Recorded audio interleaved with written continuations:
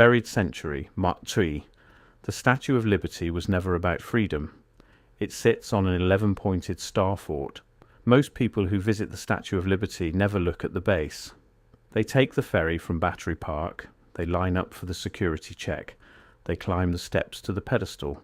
They look up at the green copper figure with the torch and the tablet, and they take their photographs, and they read the plaque about the huddled masses yearning to breathe free, and they get back on the ferry, and they go home. They do not look down. They do not walk the perimeter of the structure on which the statue is built. They do not count the corners. They do not measure the angles. And because they do not look, they do not see what is underneath their feet. They do not see that the statue they have come to admire is sitting on top of an 11-pointed star fortification that does not match anything else in the documented history of American military engineering. They do not see that the structure beneath the pedestal is older than the official record claims, that its geometry corresponds to fortifications built across multiple continents in centuries that predate the United States, and that the official explanation for its existence collapses the moment you compare it to the structures the same engineer is supposed to have designed elsewhere. The Statue of Liberty was never about freedom. It is a specific monument with a specific iconography, dedicated by a specific organization, placed deliberately on top of a structure whose origin has been deliberately obscured. The official story is so smooth, so well rehearsed, so universally accepted that almost nobody thinks to question it. But the structure is still there. The geometry has not changed. The masonry can be measured. The angles can be compared. And once you start looking, the cracks in the official narrative spread in every direction. They lead you to a network of similar structures across Europe and Asia, structures the textbooks insist were built in different centuries by different cultures for different reasons, but which all share the same impossible features. They lead you to a class of monumental sculpture whose iconography points back to ancient pre-Christian symbolism that has been scrubbed from the public-facing history of the project. And they lead you eventually to the larger question that the keepers of the official record have spent 2 centuries trying to keep buried.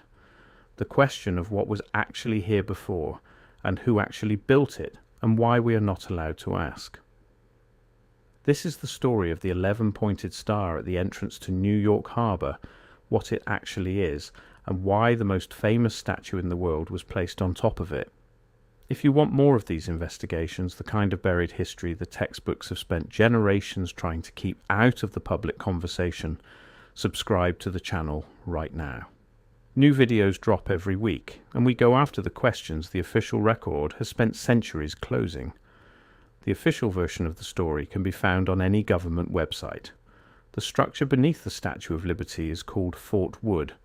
It was named after a Lieutenant Colonel Eleazar Wood who died at the Battle of Fort Erie in 1814.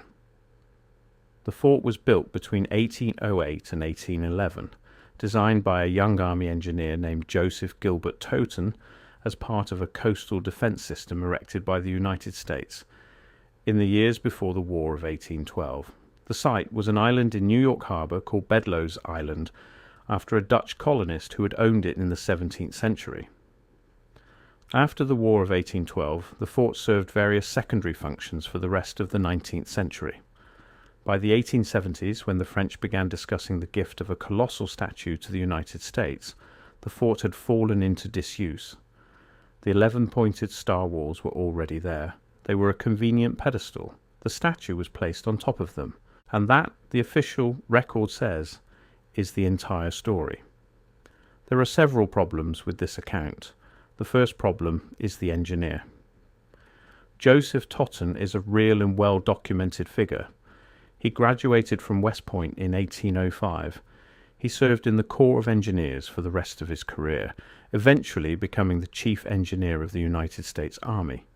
He designed and supervised the construction of dozens of coastal fortifications across the eastern seaboard and the Gulf of Mexico. His work is exhaustively documented. His designs are preserved in the National Archives. His correspondence with the War Department fills multiple volumes. And nowhere, in the entire documented body of his work, Is there another structure remotely like Fort Wood? Look at the forts Totten designed in the years immediately after Bedloe's Island. Fort Adams in Newport, Rhode Island, started in the 1820s, is a pentagonal bastioned fort with hornworks. Fort Monroe in Hampton, Virginia, started in 1819, is an irregular hexagon. Fort Macon in North Carolina, completed in the 1830s, is a 5-pointed star. Fort Pulaski in Georgia, finished in the 1840s, is a pentagonal casemated fort. Fort Sumter in Charleston Harbor, on which Totten worked extensively, is a pentagonal masonry fort. The pattern is consistent. Totten designed pentagonal and hexagonal forts. He used straightforward bastion geometry. He designed for specific defensive functions and specific lines of fire. His work is competent, conventional, and recognizable as American military engineering of the early 19th century. Fort Wood is not. Fort Wood is an 11-pointed star with a geometry that has no parallel in any other Totten design, no parallel in any other American military structure of the period, and no obvious defensive logic. Why would the same engineer who designed straightforward pentagons everywhere else suddenly produce an 11-pointed star at Bedloe's Island, never explain why, and never repeat the design anywhere else for the rest of his career? The second problem is the masonry. The walls of Fort Wood are constructed of cut granite blocks that are fitted with a degree of precision unusual for American military construction of the early 19th century. The corners are dressed with finished edges, the joints are tight, the stones are large, regular, and laid in courses that suggest decades of practice in master masonry. American military construction in the years before the War of 1812 was, by contrast, generally hurried. The Republic was young, the treasury was thin, the forts of the period were built quickly, with the labour and materials available locally, and they show it. They are functional, but rough. Fort Wood does not look like the work of a hurried American Republic in 1810.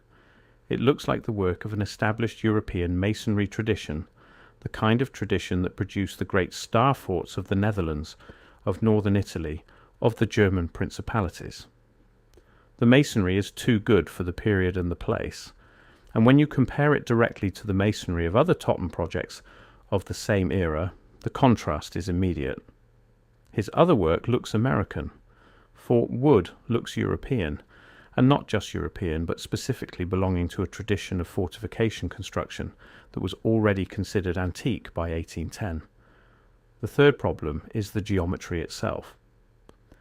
11-pointed stars are not standard military geometry. The classical bastion forts of the 17th and 18th centuries used 5, 6, 7, or 8 points. The Vauban tradition in France, which dominated European fortification design from the late 17th century onward, almost never used star geometries above 8 points, because there was no defensive reason to do so. Adding more points reduced the field of fire from each bastion, made the perimeter harder to garrison, and complicated the supply lines. 11 points is, from a military engineering perspective, an irrational choice. It was not a Vauban choice, it was not a Cohorn choice, it was not a Totten choice for the reasons already discussed. So whose choice was it? The 11-pointed star is, however, common in a different tradition entirely. It appears repeatedly in the architectural symbolism of certain European secret societies, in the cosmological diagrams of Renaissance Hermeticists, in the floor designs of certain cathedrals, and in the heraldic devices of certain ancient orders. The number 11 in the Western esoteric tradition has specific symbolic associations. It is the number of the threshold, of the gate between worlds, of the principle of mastery. An 11-pointed star at the entrance to a major harbour is not a defensive structure. It is a symbolic statement, and the people who placed an 11-pointed star at the southern entrance of New York Harbour were not interested in defence. They were interested in marking the entrance with a specific symbol drawn from a specific tradition. Now, here is where the story gets larger, because Fort Wood is not unique. It is one of a class of structures that exist around the world, structures that share specific design features, that are concentrated in particular geographic zones, and whose official explanations all suffer from the same kind of problems we have just identified at Bedloes Island. In the Netherlands, in the small town of Bourtange near the German border, there is a star fort whose construction the official record dates to the late 16th century, but whose underlying foundations have never been properly excavated, and whose alignment matches the Fort Wood alignment within a few degrees. In northern Italy, the city of Palmanova is built around a 9-pointed star with an inner 18-pointed bastion ring. In Hungary, in the town of Komárom, there is a system of fortifications that the textbooks attribute to the Habsburgs, but whose lower courses, examined directly, show stonework that predates Habsburg control of the region by centuries. In Russia, across the territory that older European maps label Tartaria, there are dozens of star fortifications, many of them in remote regions, many of them with 11-point or 12-point geometries, all of them officially attributed to 19th century Russian military construction, but none of them with documented construction records that hold up to scrutiny. In South America, the pattern repeats. The city of Cartagena de Indias on the Caribbean coast of Colombia is surrounded by a system of star fortifications that the official record attributes to Spanish colonial construction in the 17th and 18th centuries.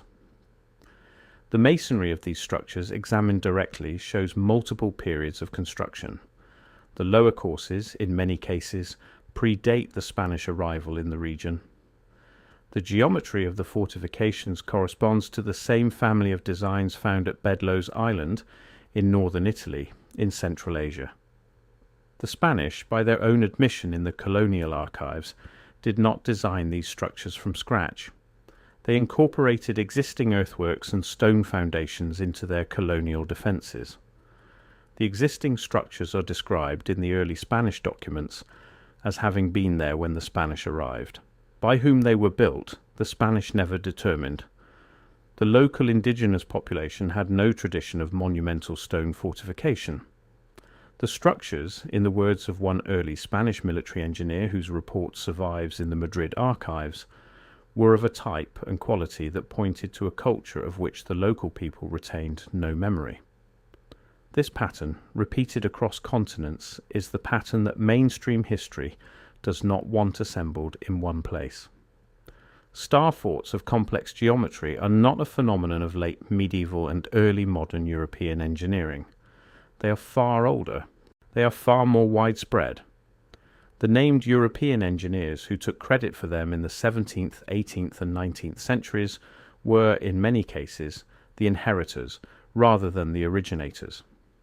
They walked into landscapes already populated with these structures. They refurbished them, they incorporated them into their own military plans, and they wrote them up in their official reports in language that gave the impression they had designed them. The reports went into the archives. The archives became the source material for the historians of the late 19th and 20th centuries. The original origin of the structures, which was openly speculated about in the older travel literature, was quietly dropped from the modern academic discussion. Consider what the older travel literature actually says. In the 17th and 18th centuries, before the modern academic establishment had organized itself into a single coherent narrative about the history of European architecture, European travellers wrote about what they saw with a candour that the later academics found inconvenient. The German diplomat Adam Malarius, travelling through Muscovy and Persia in the 1630s, described star fortifications in the interior of the Russian Empire that the local inhabitants attributed to a vanished civilization. He published his account in 1647. The book was a bestseller. It was translated into multiple languages and was considered a standard reference on the region for over a century. The German naturalist Engelbert Kempfer, writing in 1712, described similar structures in Central Asia and made the same point. The Frenchman Jean Chardin, in his account of his travels in Persia, described fortifications that did not match any known historical construction, and that the local people said had always been there. These accounts, taken together, paint a consistent picture. The territory east of the Vistula and south of the Volga was, in the 17th century, dotted with monumental star fortifications whose origin nobody could explain, that the local populations attributed to a vanished imperial culture, and that the European visitors recognized as superior in workmanship to anything being built in their own time. By the late 19th century, all of this had been quietly written out of the standard histories.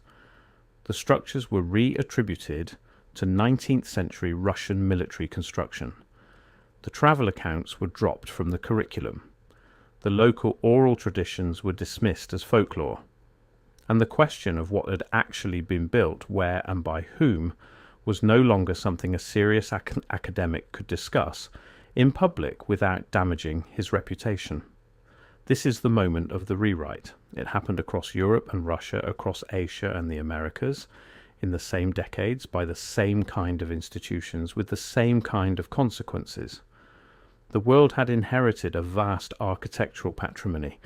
The new academic establishments of the late 19th century took that patrimony and reassigned it to a much smaller and more recent set of named engineers, none of whom had the resources or the manpower or the time to have actually built what was attributed to them. The lie was never explicit. It was a lie of consistent omission, repeated until it became indistinguishable from history. And this is the context in which Fort Wood needs to be understood. The 11-pointed star at Bedloes Island is not an oddity. It is one node in a global network. The masonry, the geometry, the alignment, all of it points to the same older tradition of monumental construction that we find scattered across the territories of historical Tartaria, across the older fortifications of Europe, across the inherited colonial defences of the Spanish Americas. The structure was already there when the United States took possession of Bedloes Island. The American military engineers who took credit for it in the early 19th century did what their European counterparts had been doing for 200 years. They incorporated the existing structure into a new official narrative, dated it to their own period, attached it to a named designer, and wrote it up as if it had been built from scratch. So what was Bedloes Island before it was Fort Wood?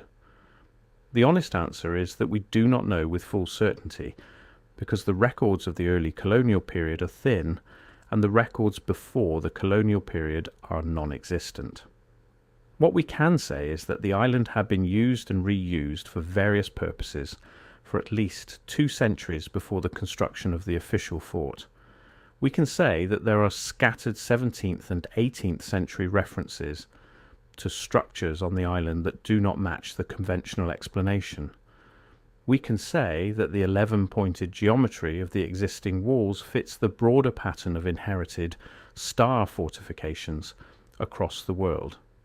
And we can say that the choice of this specific site, with its specific geometry and its specific alignment, for the placement of the most prominent monument in the harbour was not an accident.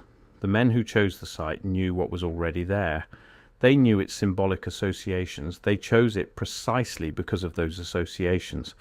The men in question were Frederick Auguste Bartholdi, the French sculptor who designed the statue, Edouard de Laboulaye, the French politician who originated the project, Richard Morris Hunt, the American architect who designed the pedestal, Joseph Pulitzer, who ran the public fundraising campaign, and Gustave Eiffel, who designed the internal iron framework. All of them, by the public record of their lodge memberships, were Freemasons. The cornerstone of the pedestal was laid on August 5th, 1884, by William A. Brodie, the Grand Master of Masons of the state of New York, in a public ceremony that followed the traditional Masonic ritual for the consecration of a public structure. Corn was scattered over the cornerstone, wine was poured, oil was poured. The cornerstone was struck 3 times with a gavel. A copper box was placed inside the cornerstone containing a copy of the Constitution, copies of the New York newspapers of the day, a list of contributors, and other items that have never been fully catalogued in any public source. The ceremony was attended by hundreds of Masons in formal regalia. It was reported in the newspapers. It is a matter of public record. The dedication of the statue itself 2 years later was similarly attended by Masonic dignitaries from across the country. The official iconography of the statue, when examined in detail, follows the symbolic conventions of the same tradition. The figure of liberty as Bartholdi designed her is not the figure of liberty as the United States had previously imagined it. The American iconography of liberty in the late 18th and early 19th centuries had been the figure of Columbia, a female figure in classical robes, often with a Phrygian cap or a sword, generally smaller in scale and more domestic in tone. Bartholdi's figure is something else. She is colossal. She wears a 7-rayed crown. She holds a torch and a tablet. She faces outward, toward the open sea, in the posture of a guardian of the gates. The closest historical parallel to her, by Bartholdi's own admission, is the Pharos of Alexandria, the great lighthouse of the ancient world, which was a colossal goddess figure standing at the entrance to a major harbour. Bartholdi's original concept for the figure had been developed for a different project, a colossal lighthouse at the entrance to the Suez Canal, depicting a robed Egyptian female figure holding a torch. The Egyptian project did not move forward. He reused the design for the American project. The figure that now stands in New York Harbor is, in its iconographic lineage, a direct adaptation of an ancient lighthouse goddess figure placed on top of an 11-pointed star fortification of unexplained origin, dedicated with the rituals of a specific organization. The 7-rayed crown is itself a specific iconographic choice. It was not a generic decorative element. It corresponded, in the iconographic tradition Bartholdi was working in, to the 7 planetary spheres of the older cosmological systems, the 7 rays of the older solar religions, the 7 hierarchical levels of certain initiatory traditions. The torch was the torch of illumination, in the specific sense that the term was used in the writings of the European Illuminist movements of the 18th and 19th centuries. The tablet, often interpreted in the public-facing version as the tablet of the law of the Declaration of Independence, carried older iconographic associations with the tablets of esoteric law as understood in the older Hermetic tradition. None of these associations are speculative. They are documented in Bartholdi's own correspondence, in the writings of his collaborators, in the published statements of the Masonic organizations involved in the project. They are simply not part of the public-facing version of the story that is told to the millions of tourists who visit the statue every year. What this means, when you put it all together, is that the Statue of Liberty was never about freedom in the sense that the public has been taught. The statue is a specific iconographic monument, drawn from a specific symbolic tradition, dedicated with the rituals of a specific organization, placed deliberately on top of an 11-pointed star fortification, whose origin was already obscured by the time of the dedication. The public-facing meaning, the immigration story, the huddled masses, the gift from one republic to another, was a layer of narrative paint applied over the actual symbolic content. The actual symbolic content was a marker placed at the entrance to one of the most important harbours of the New World, in the same iconographic language that had been used to mark major harbours in the older world, in a tradition stretching back through the lighthouses of the Mediterranean to the goddess figures of the ancient Eastern Mediterranean and beyond. And the 11-pointed star at the foundation is the deepest visible layer. It is what was there before the statue, before the official Fort Wood narrative, before the American Republic itself, in any meaningful sense. It points back to a tradition of monumental construction that the modern academic establishment has collectively decided not to examine.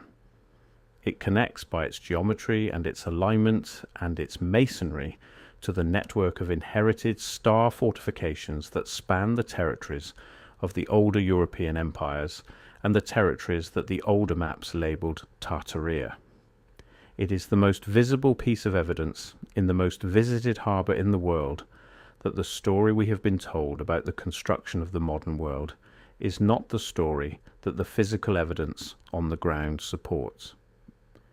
If the 11-pointed star at Bedloes Island is part of this older inherited tradition, then the official story of New York Harbor itself begins to look different. The Dutch did not arrive in a virgin wilderness in the 17th century. The English did not inherit a blank canvas in the late 17th century. The Americans did not build a new harbour on top of nothing. They inherited, layer by layer, a landscape that had been organised and built upon by something earlier, something the official record has chosen to forget, something whose physical traces are still visible to anyone who chooses to look. The 11-pointed star is the most prominent of those traces.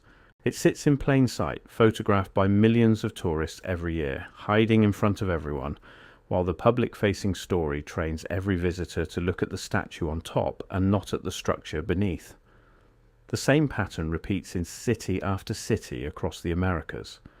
The old fortifications of Boston Harbor, the structures at Alcatraz and Angel Island in San Francisco Bay, the river forts of New Orleans, the harbor defenses of Charleston, all of them carry the same anomalies. Refined masonry that does not match the historical period, geometries that do not match the standard military traditions, construction records that disappear when examined closely, official explanations that collapse the moment the physical evidence is taken seriously. Every major American harbor has its own version of the Bedloes Island story. Every major American city has its own inherited layer beneath the official colonial origin. And every official tour guide, every National Park Service brochure, every textbook chapter on early American history is part of the same project. The project of training the public not to look down. The project of training the public to take the surface story at face value. The project of keeping the older layer invisible.